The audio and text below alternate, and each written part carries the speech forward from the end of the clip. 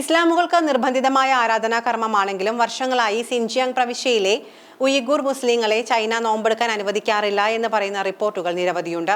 ഇപ്പോൾ ഇത് ഉയിഗൂർ മുസ്ലിങ്ങൾ റമദാനിൽ നോമ്പെടുക്കുന്നില്ല എന്ന് ഉറപ്പാക്കാൻ ചൈനീസ് അധികൃതർ വീഡിയോ തെളിവുകൾ ആവശ്യപ്പെടുന്നുവെന്നാണ് പുതിയ റിപ്പോർട്ടുകൾ പറയുന്നത്.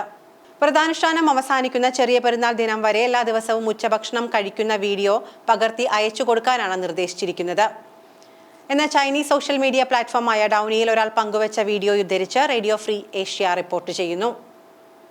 സിൻജിയാങ് പ്രവിശ്യയിൽ താമസിക്കുന്ന ഉയിഗൂർ മുസ്ലിങ്ങൾക്കെല്ലാം ഈ നിബന്ധന ബാധകമായിരിക്കുകയാണ് എന്നാണ് റിപ്പോർട്ടിൽ പറയുന്നത്.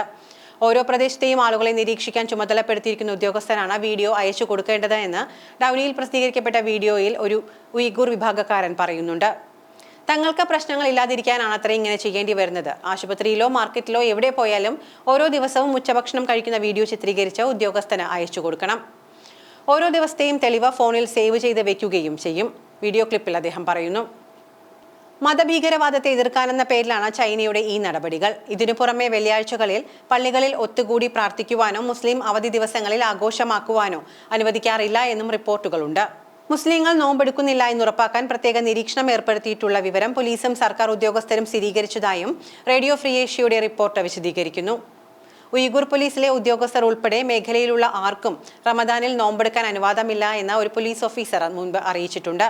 ഇതിനായി വീഡിയോ തെളിവുകൾ ശേഖരിക്കാനുള്ള സംവിധാനം ഉണ്ടാക്കിയിട്ടുണ്ട് എന്നും അദ്ദേഹം പറഞ്ഞതായും റിപ്പോർട്ടുകൾ പറയുന്നു. ഉയിഗൂർ മുസ്ലിങ്ങൾ റമദാൻ മാസത്തിൽ നോമ്പെടുക്കാതിരിക്കാൻ അവരെ കൊണ്ട് നിർബന്ധിത ജോലികൾ ചെയ്യിപ്പിക്കുന്നതായി നേരത്തെ റിപ്പോർട്ടുകൾ ഉണ്ടായിരുന്നു. കൂട്ടമായി കൃഷിസ്ഥലങ്ങളിൽ ജോലി ചെയ്യിപ്പിക്കുകയോ ശുചീകരണ പ്രവർത്തികൾ പങ്കെടുപ്പിക്കുകയാണ് ചെയ്യുന്നതെന്ന് റേഡിയോ ഫ്രീ ഏഷ്യ തന്നെ സോഷ്യൽ മീഡിയ പ്ലാറ്റ്ഫോമുകളെ ഉദ്ധരിച്ച് പ്രസിദ്ധീകരിച്ച റിപ്പോർട്ടുകളിൽ വിശദീകരിച്ചിരുന്നു. 12 ദശലക്ഷത്തോളം ഉയിഗൂറുകളാണ് സിൻജിയാങ് പ്രവിശ്യയിലുള്ളത്.